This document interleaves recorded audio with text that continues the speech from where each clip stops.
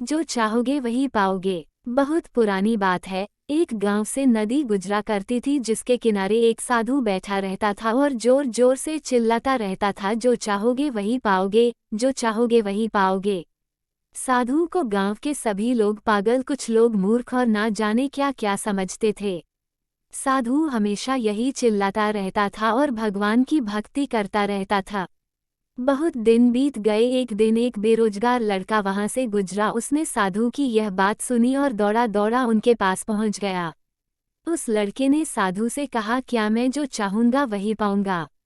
साधु ने मुस्कुराते हुए कहा, हाँ बेटा, जो तुम चाहोगे वही तुम पाओगे। लड़के ने फिर एक बार कहा, क्या आप सच कह रहे हैं? क्या सच में जो मैं चाहूंगा वही मैं पाऊंगा? साधु ने कहा, हाँ, जो तुम चाहोगे वही तुम पाओगे। लड़के ने कहा, क्या मैं सोने चांदी का बहुत बड़ा व्यापारी बन जाऊंगा?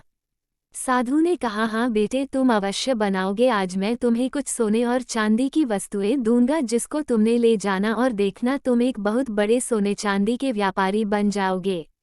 लड़के ने अपनी दोनों आंखें बंद की और साधु की ओर हाथ बढ़ा दिए।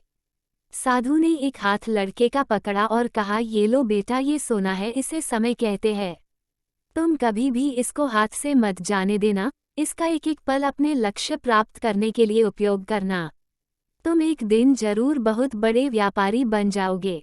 लड़के ने कहा, और बाबा चांदी? साधु ने लड़के के दूसरे हाथ को पकड़कर कहा, ये लो, यह चांदी है। इसे धैर्य कहते हैं। अगर बहुत मेहनत और वक्त का सही उपयोग करके भी लक्ष्य प्राप्त ना हो, तब तक तुम धैर्य रखना और देखना तुम धैर्य में कितनी ताकत है।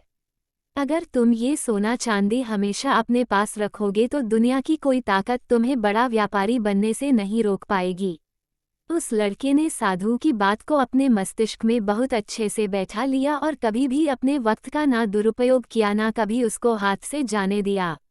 वो अपने लक्ष्य को पाने के लिए निरंतर ही प्रयास करता रहा और जब वो हार जाता तो वह धैर्य का सहारा लेता और फिर दोबारा कोशिश करता।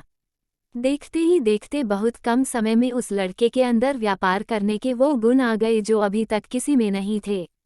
उसने बहुत छोटे से काम से शुरुआत की और अपने व्यापार को बड़े स्तर पर ले गया।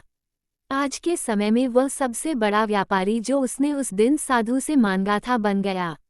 उसने अपने लक्ष्य को प्राप्त करने के लिए अनेक संघर्ष किए, अनेक चीजें सीखी और ना अपने समय का दुरुपयोग किया, ना कभी अपना धैर्य खोया और उसने वही पाया जो वह चाहता था।